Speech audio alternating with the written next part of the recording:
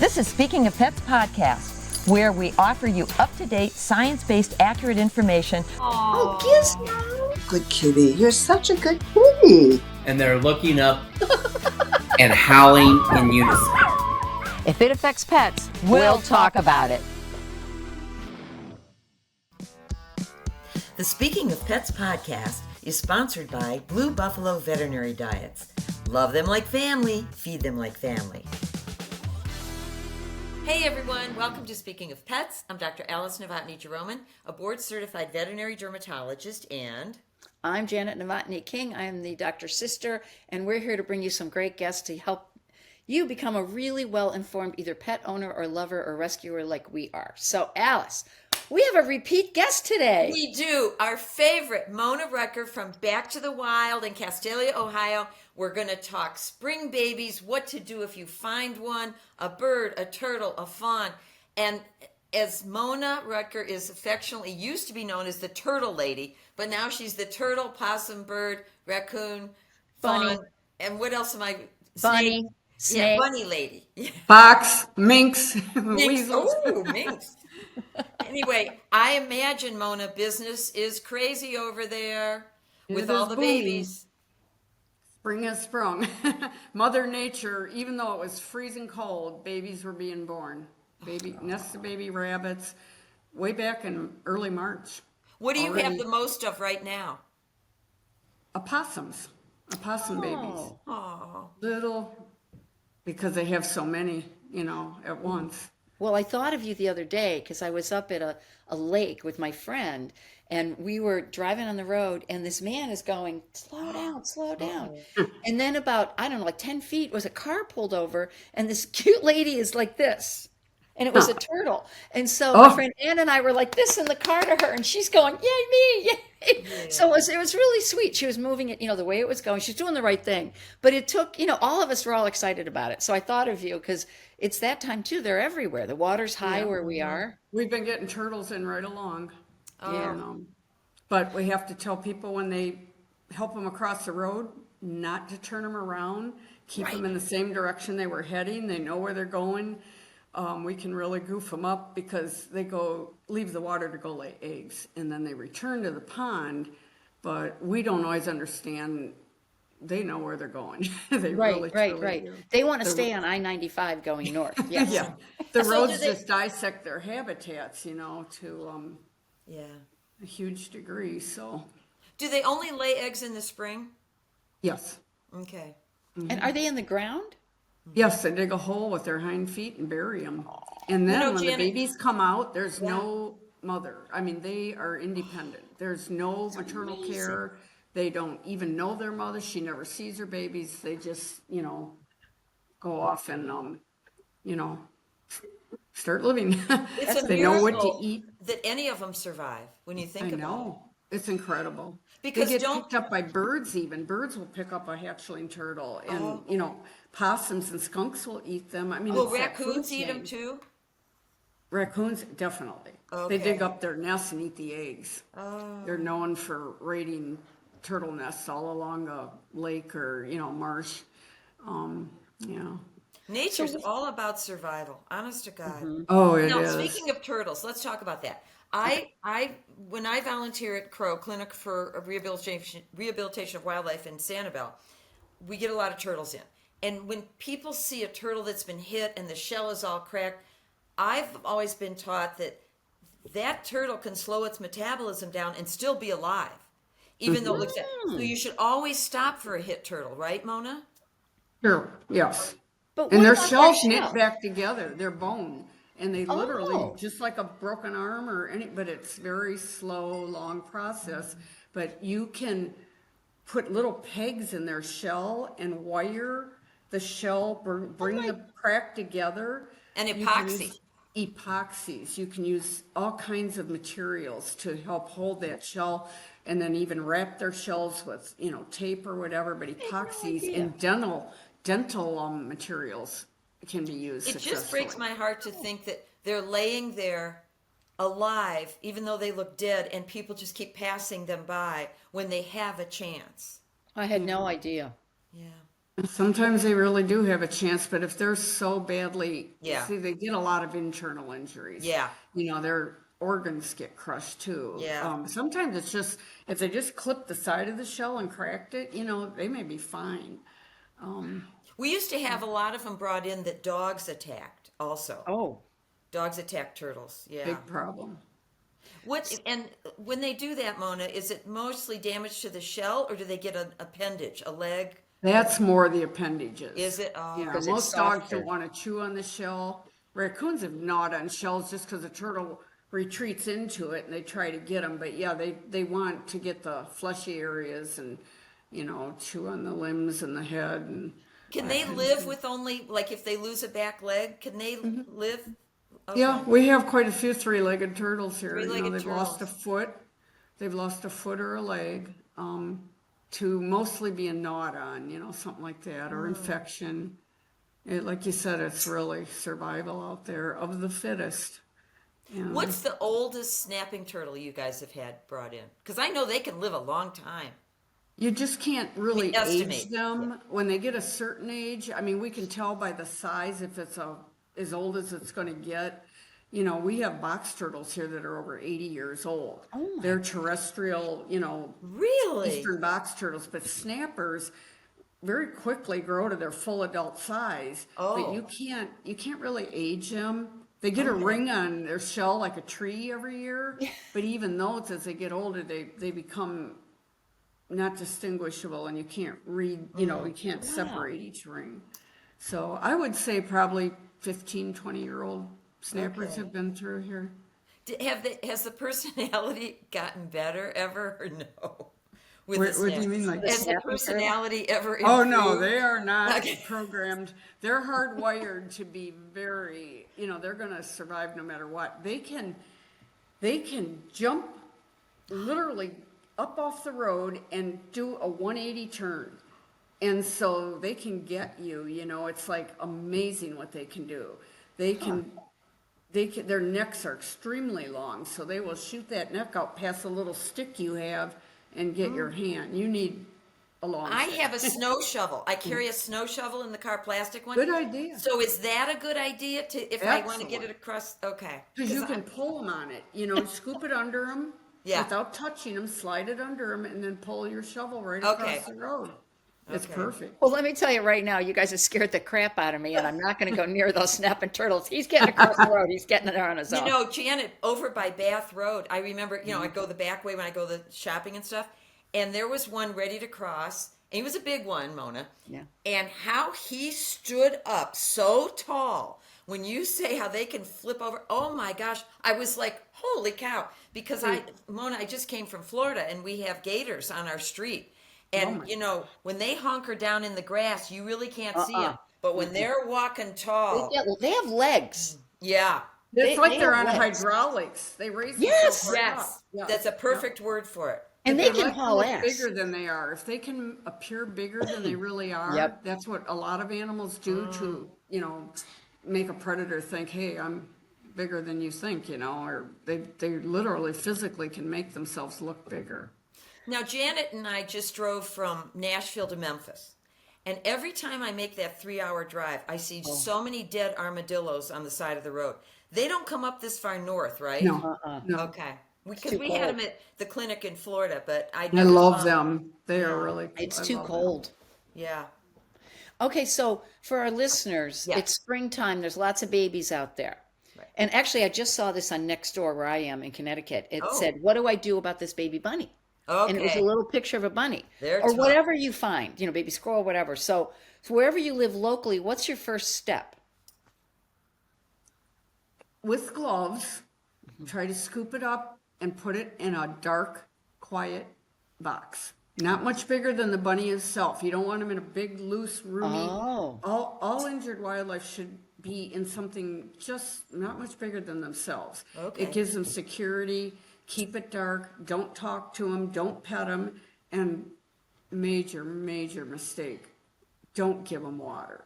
Never try to give water to an injured animal because they aspirate and it goes into their lungs, especially if they're scared and It depends on their age, but some baby animals don't drink water. They only get their moisture from the mother. And when they nurse, so they don't even drink water. They don't even know how to act with it, you know. And then call a licensed center. Okay. The worst thing they can do is try to feed it or give it water. Okay. You just So need, and keep it keeping them secure in the warm dark. Okay. and warm. They warm. need to be kept warm. That's a big one. You know, it's not good to say, hey, kids, come here, look, you know, look, Yeah, look. yeah, And yeah. keep Yeah. letting children look in because the stress alone can kill these baby animals. Stress is, most of them that come in here are in shock. And people think, oh, it's tame, it's so happy, you know, it's calm. It knows I'm petting it, and it's literally captured and in shock. It's freaked And out. an interesting thing that I learned at a conference way back, I've never forgotten it, is when we smile at a baby animal or even an adult, a wild one, they interpret our smile as bared teeth. Yeah. Like, you know, yeah, just what you did. That all they see is a big face and teeth, and we are a predator. Scared, and yeah. we have Poor them. thing. Yeah. So, you know, we want to anthropomorphize and put human emotion on them and, you know, they're like my kitty or my dog at home, but they're so far removed from that. Again, they're hardwired to stay wild, stay safe, not allow themselves to be handled and, you know, even if every part of our being, our heart is in the right place, there's just things we can really do wrong. The other thing, Mona, I'm hearing at night, and we're going to put a condom machine in our backyard, is no, there's like mating going Oh, on. the coyotes and the foxes. Coyotes, the foxes, the raccoons. It is like a sex party out there. Some of all that starts in January and February in the Yeah. snow, or even the previous fall, and then they literally hold the sperm until spring to be fertilized, you know, No to fertilize kidding. the eggs, and they can hold off fertilization of the egg. It's crazy. Hey, Mona, I wanted to ask you when you I think I saw, didn't you have a fox in recently Yes, on two. Facebook? I'm No. curious, when they come in, when they come in, are they loaded with ticks? Oh, yes. Okay, I Mites, figured. fleas, ticks, and even lice. They Yeah. can have everything. Wow. And people have them down their shirts. I know, I know. Women put, you know, tuck them in, and then when we show them the ticks and that, then they're like, know. you know, it's. Oh, that Yeah. would put me over the edge. You know, I have to tell you, one time when I was working, we had a lot of windows in our exam rooms, and one exam room looks out over 20 acres. So I saw this chipmunk in our perennial garden at the office, and it just was sitting there. It didn't move. So I said to my technician, go out there and see what's going on. So she brought it in. I mean, a chipmunk didn't scurry away from her. So I put it on the exam table, and it was dying. I don't know what it was, but just before it died, and this is true for fleas in dogs and cats, they must sense a temperature change or hormonal change. You should have seen the hundreds of little teeny tiny fleas that jumped off of that little chipmunk. People have Yeah, no everything clue. changes. Yeah, it wasn't Yeah. the perfect environment for them anymore. Yeah. So I'm trying to get something out here to show you so the public can see what we're talking about size wise. But you asked if the possum was. Yes. So I come upon the road and the mama possums hit and I see the baby ones crawling out. What do I do? Okay, get them to a licensed center, but, you know, try to get them contained in some kind of Okay. a hat, something you have in your car, a bag, even a bag. I but carry keeping little all the- boxes in my Yes, car that's along what with the I snow shovel. Wow. Keeping all the babies together is good. So if there was Okay. a few babies, but if there's just one single, that's okay too. Can I show them what we're talking about? here, Yes. As far as what you might find? Let me see. Oh my gosh, it's like a mouse. We have maybe 70, 80 of these at once. Put it up higher. He's still supposed to be in the mama's pouch. He's too young to be out. He's probably about 2 to 3 weeks old Oh and my should goodness. be permanently attached to the nipple in the mother's pouch. But if Okay. she gets hit, they keep nursing even if the mother dies. And people will look in a pouch of a dead opossum I did. and bring us, you know, what they find. Sometimes they bring us the whole mother. but they're permanently attached to the nipples. They don't come off of them. The milk pulses into them. So they don't have a sucking reflex. You can't like give them a bottle or a nipple to suck on.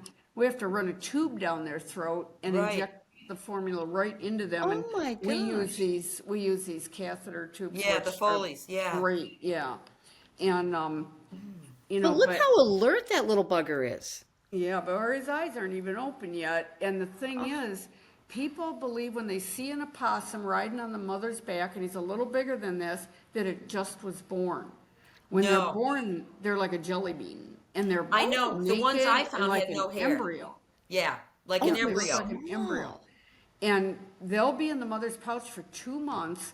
Then when they're bigger than this, they climb out and ride on her back and hang with their little hands onto her fur. And she takes them around and lets them go off and forage. And then they climb back aboard and off she goes. So, Now, I'm curious, how many times of the year does this happen? Do they give birth? Are they like cats? They are induced ovulators when they can just get pregnant again? no, opossums usually just the one litter, but rabbits can have 3 to 5 litters every season. It varies in the species. A fox only have 1 litter. What You about know, groundhogs? We see a lot of those here.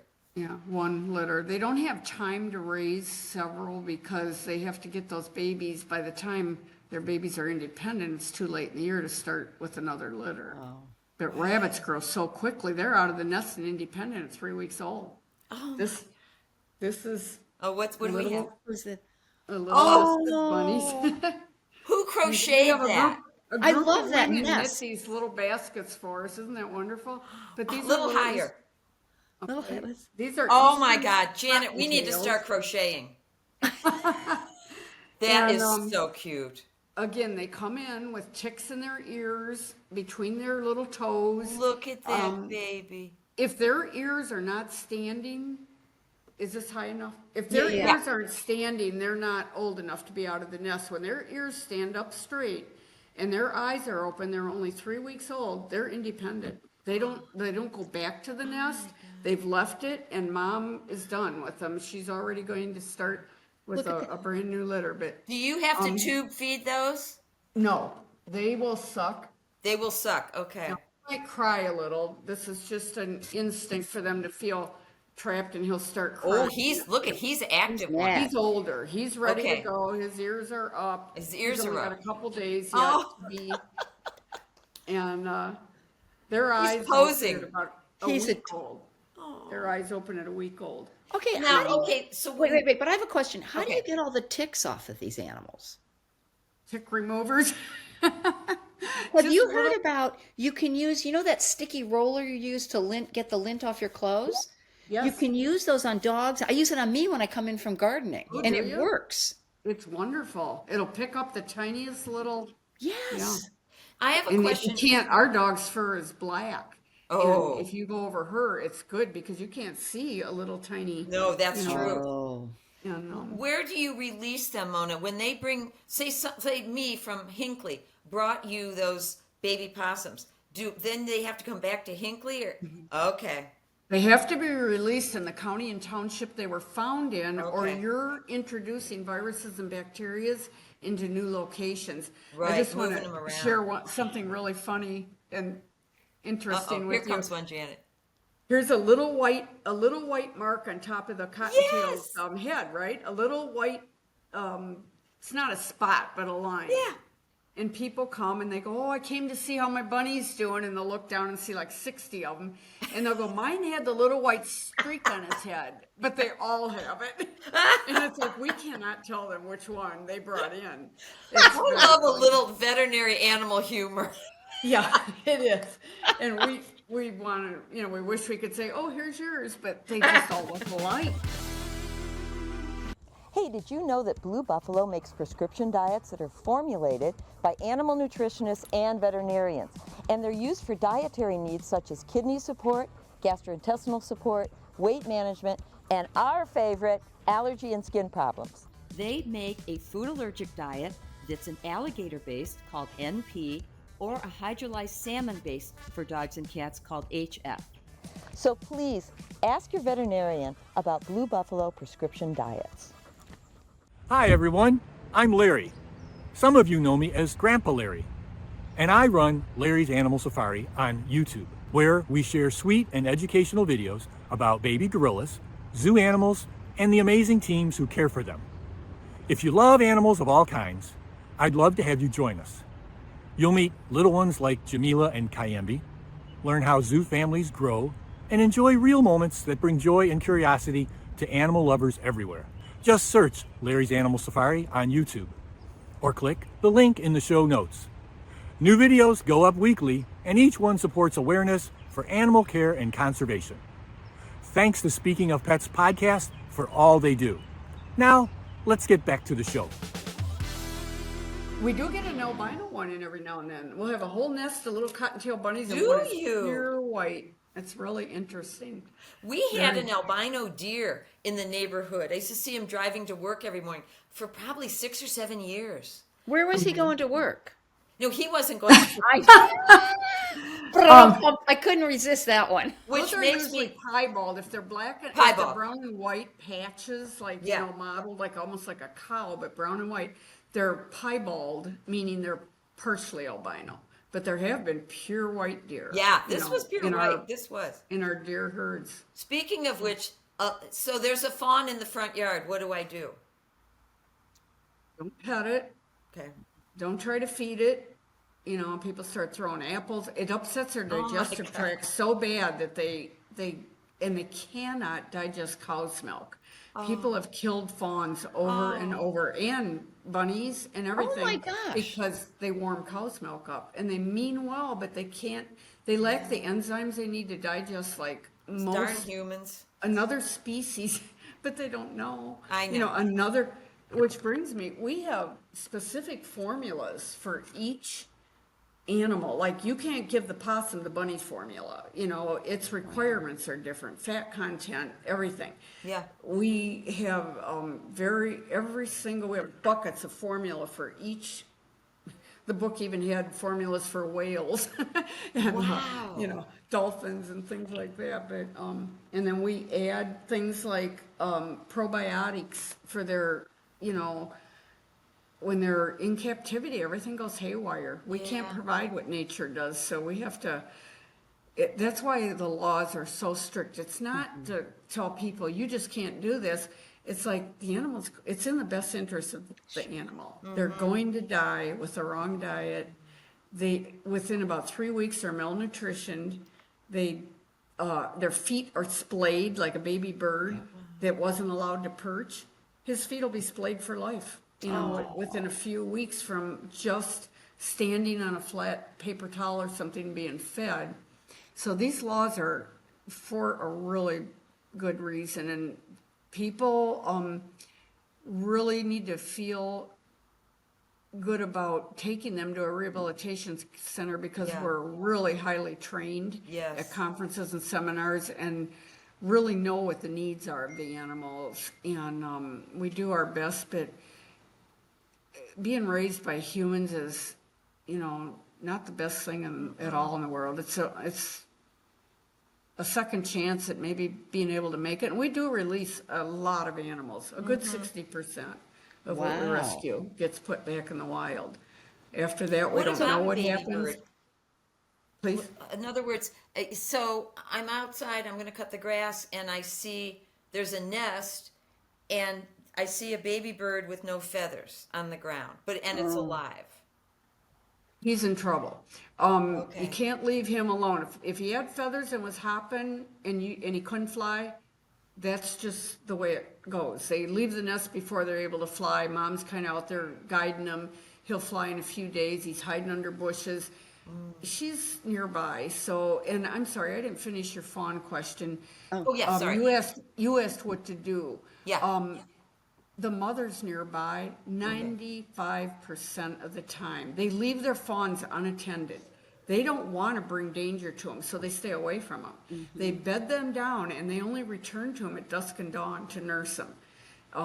Or quickly, sneak in and feed them, and then they stay away. In fact, they bed their babies, if there's twins or even triplets, they're not in the same bed. They're far apart from each other. So if a predator finds one, he won't locate the other two. So chances are that mother's gonna come back. Just keep an eye on him from a distance. Don't stand there with it, and most people call us back and go, oh my God, she came back, she returned.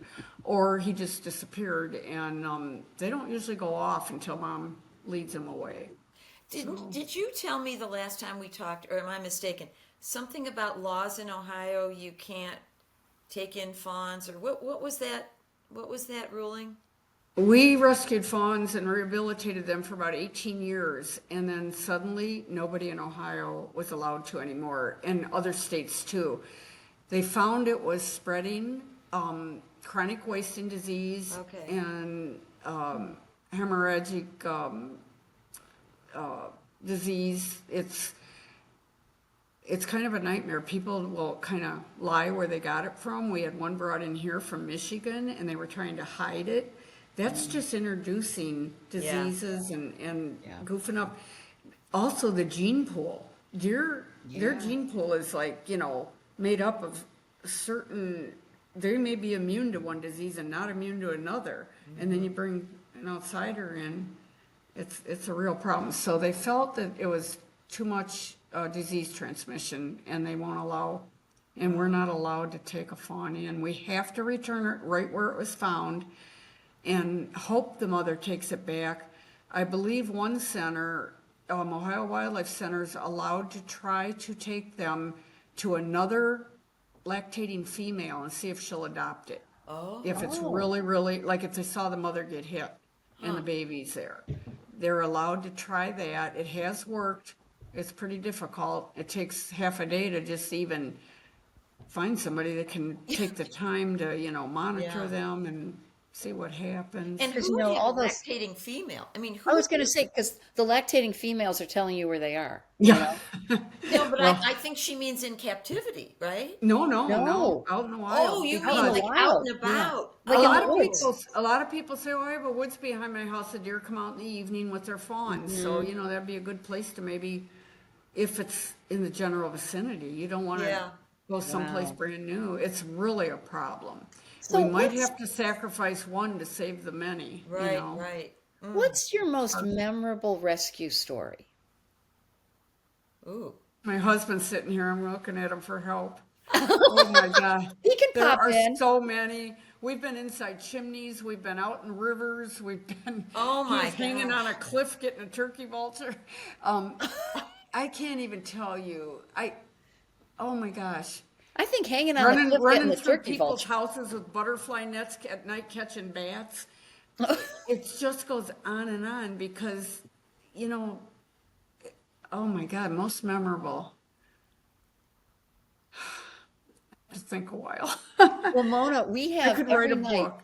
at dusk, we've lived here 23 years, and I think it's the same bat family. There's 2 or 3 of them every night at dusk that come out and do like circles in our front yard, like around the trees. And it's really sweet. We're like, did you see the bats tonight? And they're They're eating- here. We don't know where they live, but they're here. If there's 3 bats they're consuming in one night between 15 and 21,000 insects. And I we hope it's couldn't- all ticks. Yeah, well, it'll be mosquitoes and things like that mostly. The ticks aren't up there flying around.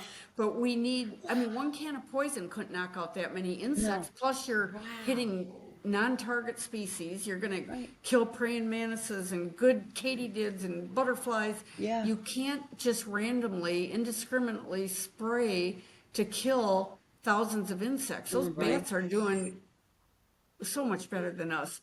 Animals are coming in right now in a box right through the door. What is it? What is it, Mona? Everybody's got, I don't know yet. What do they?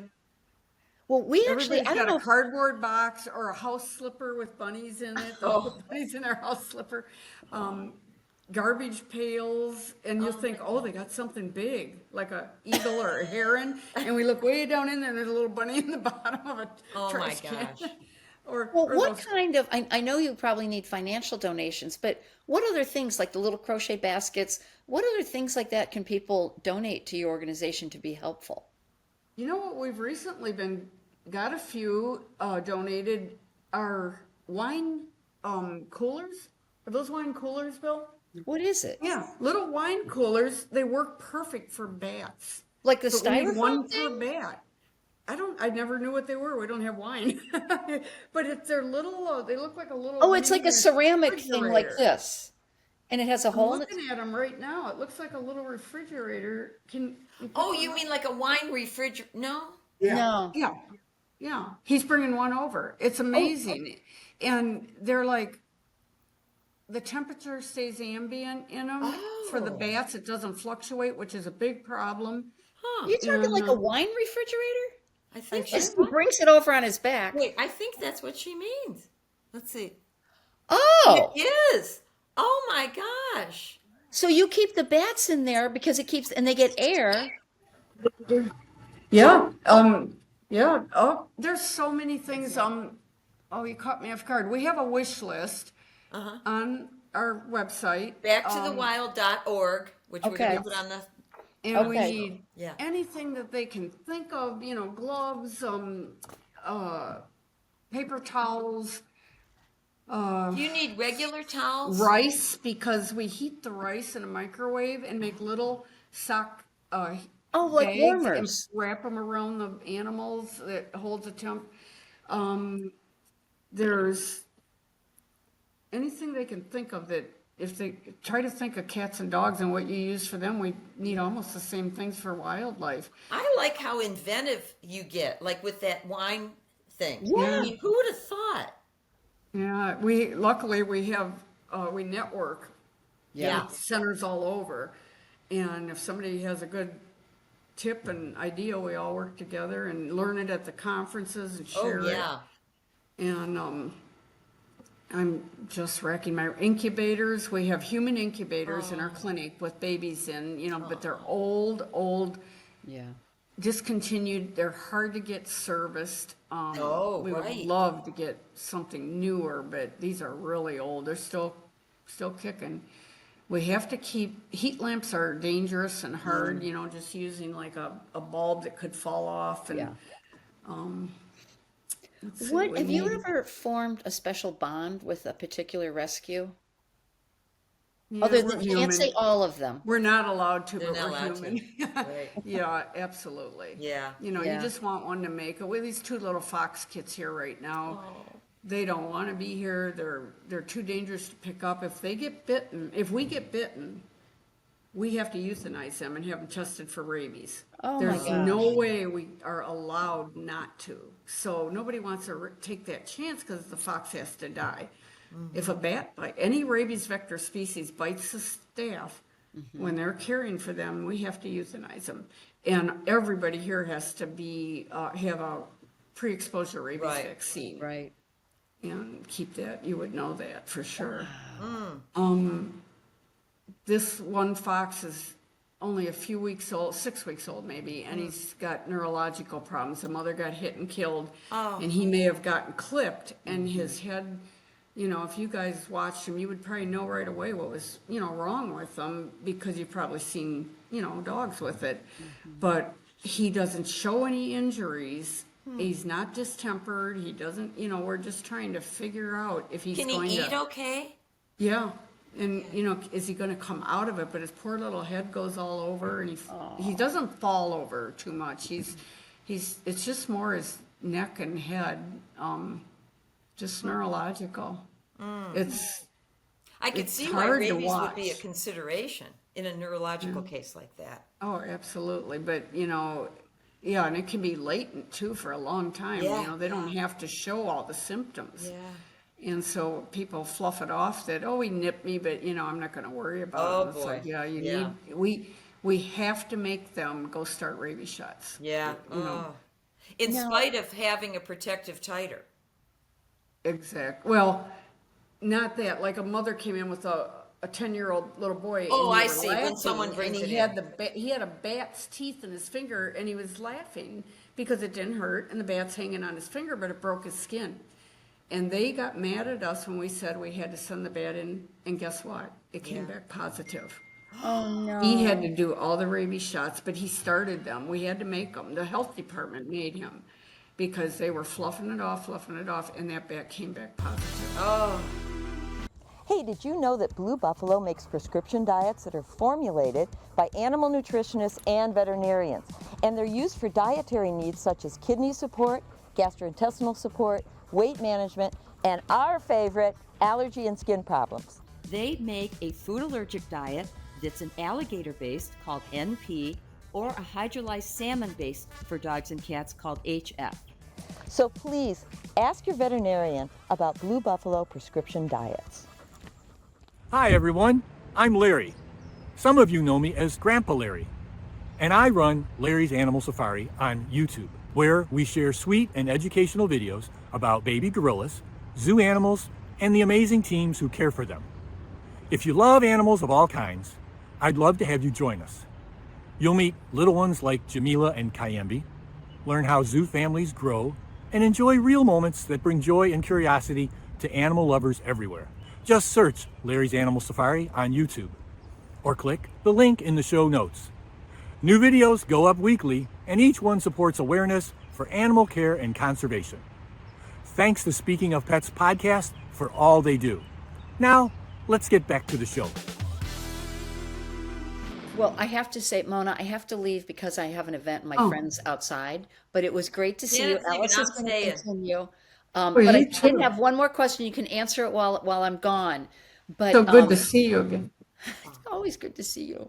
And maybe you can explain to our audience, like, have there been times when you couldn't save an animal, and how did you cope with that? And so I'm leaving you, and I'll listen to the webinar to get the. Okay. Okay, bye. See you later. Bye, thank you.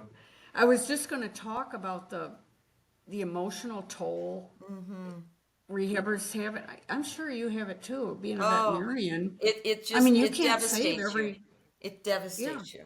Yeah. And so these guys, every day they see death, and they get really down, and Yeah. they wonder, could we have done a better job? Is it our fault? Yeah. And it's not. It's really tough when they're wild Yeah. because you're fighting all kinds of, you can't imprint them, you can't, hug them and do all the things you would do, because then when you go to release them, they're habituated to humans and they're not going to make it. No, you're So right. we have to walk that line between, are we doing this for us or for the animal? And we do get very emotionally, but the thrill of putting one back in the wild that, made it, and we do public releases, and it's Yeah. just exciting. When And I'll tell you, where I volunteer in Florida at Crow, when we release a turtle, like a loggerhead, oh my gosh, it's like a celebrity. I Everyone know. is lined up on the beach, and they're all clapping and cheering, and then you let him go, and he just swims out. It's just beautiful. It is. But I can't- have there's- to tell you, I remember we do a lot of pelicans, and we had a great blue heron in with an eye ulcer, and every time we had to treat it, we had to sedate it. They just this capture myopathy where they die because they're stressed out. Did you find that true with herons as well? Yes, and Yeah. swans. And swans. Oh, good to know. I did not know that. The way the state captures them to band their necks and their legs, a lot of them go into capture myopathy just from being grabbed and restrained. They exert so much energy trying to escape, and you would know better than me, but aren't they releasing lactic acid or something? Yeah, And then, all the bad things. Yeah. yeah, and then their kidneys shut down, and we have a pelican out here right now. Oh, We do have you? a white pelican that we raised from a little baby. It has to be here for life because I it's think I too- saw your white pelican. Yeah. I think you did too Yeah. last year. It's very imprinted. And if you want to see something funny, is a pelican lives in with, socializes and gets along with a black-crowned night heron, great blue herons, a tundra swan, various ducks, a Ross's goose. They're all out there together, like hanging out like they belong together. Hey, I It's think so he funny. knows where he's got his bread buttered. You know what I'm saying? When a few years ago when I was walking on the beach, and unfortunately I go for beach walks early in the morning, and my husband is leery about answering the phone because it usually means bring the beach towel, bring a box, and it's at beach access number 5. Usually means I found something hurt. So the first time we found he was still in the water. It was a pelican, and he was listing to the side, and I could see blood here. So my husband took off his shirt. Actually, we were walking on the beach that morning, he and I, and he took his shirt off and walked about 5 feet into the water and put the shirt over him, and he was so shocky. I remember his little web feet were on my husband's arm like this, and he had his arm on him. That one, I don't think made it. Then we rescued another one he was like this with that beak of his. The beak. I know that one made it. So then a few days later, there's a cormorant walking up our street. And this is in Florida, we have a lot of red tide, that neurotoxin, the brevetoxin. Yes, yep. And so he was kind of loopy. So I called Crow. It was Thanksgiving, actually. It was like 2 minutes to 5, and they closed at 5, and no one was answering. So he spent the night in our storage unit under the house, and he was so funny because and it's dark in there, and I opened the door the next morning, and he's like, so then I put him in the box, and we took him to Crow. But you're right. People, they want to take pictures with them, and the less you do, the better. You know, it's like a opportunity, a once in a lifetime. They is, wanna, but take advantage, and it's great. It might be their first experience with the wild nature, and it might trigger them to have more respect and more interest. Like it's all about respect. Yeah. Yes. And Did then you they see might the wanna other start- day? A man was gored. Well, not gored, injured by a bison. He's from Cape Coral, Florida, because he got too close to it in the national park to get a picture. See, that's where respect comes in. And you can't predict what those animals are No. going to do. One day he might not do it. The next day it might have got a signal that, something triggered it to attack. And it might not have ever done it before. You just that's can't true. predict a wild animal. Yeah. And even our bobcats that were here for like 29 years, we had a bobcat. She would purr and rub against you one day, and the next day she'd, be very aggressive. They're unpredictable. It's so nice where we are in Sanibel. We had those two devastating hurricanes, Milton and Ian. It's so nice to see the wildlife coming back, in spite of it being a 6-foot alligator 2 doors down from my house there. But, bobcats are coming back. We have a lot of coyotes. And even my least favorite, the snakes are coming back too. You've got all that introduced non-native things, like right. pythons and all that. Well, and that's south of us, but that cane toads are the non-native. That I actually found one hit by a car, and it had the one eye out, and I called Crow, and they said don't touch it because of the neurotoxin on them. So I took my little shovel and put it in a box. I took it to Crow, and they humanely euthanized it. But those cane toads, they're taking over as well. I've heard that.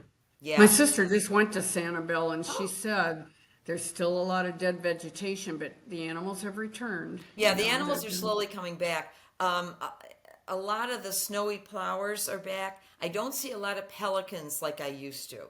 Used to see them in the trees and everywhere else, but not. He moved up here. We have pelicans now. I don't know how they get up there with those web, but we had these Australian pines, and the pines would be going, swaying, and they'd be up there. So, but talking about capture myopathy, I think people don't realize one of the reasons a lot of birth control in deer isn't done is because you can't capture these deer. You can't dart them, give them a birth control, and expect them. A lot of them, the darting process alone will kill them. Isn't that true? Yeah, it's very difficult to. People go, well, why don't they just do this? Why don't they just do that? But there is so many factors that go into it, so much criteria to just accomplish one little thing with wildlife. It can alter everything around them, alter the behavior of the whole herd, and instead of saving that animal, you're probably killing it, in a lot of cases.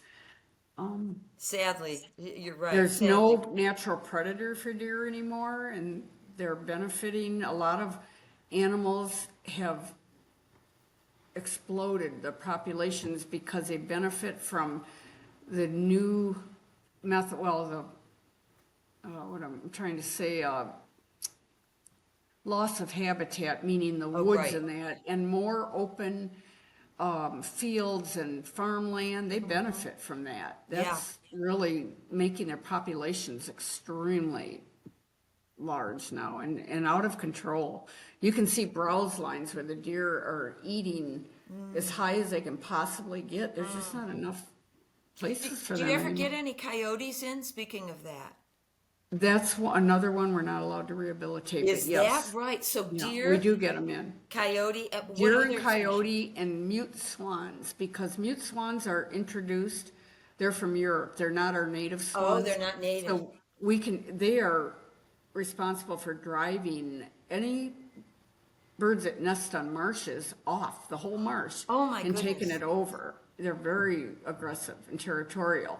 So the mute swans do that. They have the big orange beak and they have Yes. the beautiful, graceful neck, you know. Our trumpeter and tundra swans, their neck goes straight up, but Right. they have a real black beak. And we're allowed to rehab them. Oh my gosh. They don't drive other birds off a marsh. They'll let, other species of ducks nest on them. They'll let other swans within so many yards and, all that. But yeah, the mute swan came from Europe and was put on ponds to remind people of home. And they came from big estates. And Wow. they were a sign of, like a symbol of wealth and, just a lot of people that were wealthy had them, and then they escaped into the wild. See, again, humans trying to change nature. It's Yeah, they never, didn't belong here. it They never didn't belong works. here. It never works. I was just in the woods all week. There's an invasive honeysuckle back there that's overgrowing the understory and causing wildflowers not to be able to, Yeah, I believe it. grow. I It's believe it. Japanese honeysuckle, very invasive. I mean, but you there's don't birds see like that too. Jack in the pulpit anymore. We've got one. Our that- woods is full of it. I Our woods is know. full. I miss that. Well, you need to come out for sure because I have Jack in the Pulpit and Trillium everywhere. I back love there. Trillium. This is a huge, gigantic population of You it. have pink Trillium? It's pink right now because it does that at the end of its cycle. It I goes from thought I bright heard that. white to Okay. this purplish pink color, and they're all that now. Oh, I love But that. there's Mayaples and there's Oh. I've been doing wildflower tours for a month, and now they're done. Yeah. I the know we canopy got is back to forming. Ohio a little too late this year. And I always love to see the grape hyacinths. Because at the Yes, end of our yeah. street, there's a huge hill that goes down into a preserved area. And it's just covered like a blanket in purple. It's just beautiful. I Yeah. wish you'd have seen this Trillium. People come from all over to see it Oh, because I love it's it. a carpet. It's unbroken and it goes on for acres. Oh. They have professional pictures of it, and they can't find a population in Ohio that large. So I am so grateful it's here. And they're so delicate, too. Yeah, yeah. And they were medicinally used, the Oh, I Native did not know. For Americans and, what? actually inducing labor, the Trillium. Okay. Jack in the pulpits, they ground the roots, and every part of a Jack in the pulpit is toxic. Yeah. Every leaves, roots, everything with calcium oxalate. It would, if you put your tongue on it, you'd go to the hospital. But the Native Americans learned how to grind it and mash it and, cook it, and it's called Indian turnip and used, for food. Almost Is like that right? yeah, all those plants were, and some of those plants are still used today in our Yeah. prescriptions that we use. And they're actually going back to that, too. They're going back to nature to try to develop drugs from that, which I think is fabulous. We have golden seal too, and Yes. that's harvested but poached because they try to find it because it's so expensive. Yeah, And yes. so it's hidden back there. I'm not gonna. Yeah, we're not telling. Yeah. But oh my God, I just love. But We're going to come out, 90 me and the crew, we're coming out to film probably in September when Janet comes up to Cleveland. So I'll call and find out what's a good time for you. Okay. So everybody. You got to get here though in the spring. You've got to get here in the spring. to I know. see Well, it. I can The come woods out will be myself. I'm not overgrown going to in wait for September. Janet to come out. We'll come out again. When is the fundraiser, by the way? Do you have a date? We are not holding an open house this year. We're doing every other year. Oh, I think. okay. It requires, we hardly take in enough to pay for what it costs to put it on. Yeah, But we're open every day of the year. People Right, can okay. come here but that's just a fun day where over 1,000 people come at once. I know. And, I we was- like yeah. to do a public release of eagles or whatever, a hawk, and we love sharing the center, but our staff is so busy and we have a skeleton crew, they can't even get out of the clinic Yeah. from feeding babies to do what it takes to put that on. Oh, I So bet. we have It was we a have lot of wonderful open- thing to attend. We have a lot of fundraisers going on though, I right saw now. that on Facebook. All kinds, yeah. And people need Back to the Wild, or their website is backtothewild.org. And you've got a lot of information on there too, Mona, which I love. Great, thank Yeah. you. The girls do a good job doing that. In April, we had a fundraiser where any donations made in April were matched by an anonymous donor up to $100,000. Oh, my No matter goodness. what donation we took in, she matched it. Oh, And so my that was gosh. incredible. I wish it was still April. I know. April had to last longer. Well, I'm we going to could wind double- it up. Listen, Janet and I will be out in September, but I'll be out before then. But I just want to thank you so much because I wanted to have you on because we get so many questions about when people find baby animals, and I couldn't think of a better person to ask than Mona Rutger. Back to the Wild, Castelia, Ohio. You've got to go. It's not only beautiful, the gardens and everything else, but you learn so much. And I love the gift shop. Thank you. Did a little Christmas Just- shop in there. I beg the public to understand that touching, petting, feeding, giving water to baby wild animals, first of all, 90% aren't orphaned. They're not orphaned. Right. They look like they are. The rabbits are left unattended all day. Mom's out getting food. She doesn't stay. So they need to call centers and they'll get really good information. Yes, absolutely. And the Ohio, is it the Ohio Rehab? What is the site you can go on to see in your county who to call? It's the It's Ohio Department of Natural Resources. ODNR. And then Okay. Division of Wildlife. Okay, because that's how I met you. That's how I found you. When I found those baby possum, I went online, and the only one that was taking any animals was you. So Okay, one of the most important things too, the public needs to know you can't do this. We can't do this without their permits. We Okay, have right. to be licensed by the state Absolutely. and federally for U.S. Fish and Wildlife for birds. So to keep a wild animal in your possession, we have to take it from people. They can say, "Oh, well, we'll just take it home." We're not allowed to let that happen because of state laws. yeah, and I don't think a lot of people are aware of that. So Right. anyway, we're going to wind it up. Mona, thanks again. Okay, I'll thank see you very, soon. very much. Thank Bye-bye. you. This is Dr. Alice Novotny-Jeroman saying bye-bye for now. Make sure if you have any wildlife questions, backtothewild.org. Thanks again, Mona. Bye-bye. Thanks for having me. Thanks for tuning in today. We hope you learned some valuable information about making decisions about your pet's health. And don't forget to follow us on social media and subscribe on podcasts because we love to have those likes. Thanks so much for listening. That's actually really good. Oh, You could both go bye-bye. Bye-bye. Well, yeah. How about woof woof? This episode of Speaking of Pets podcast was sponsored by Blue Buffalo Veterinary Diets. Love them like family, feed them like family. Follow us on social at Speaking of Pets and listen wherever you get your podcasts. The Speaking of Pets podcast is an SLA video production.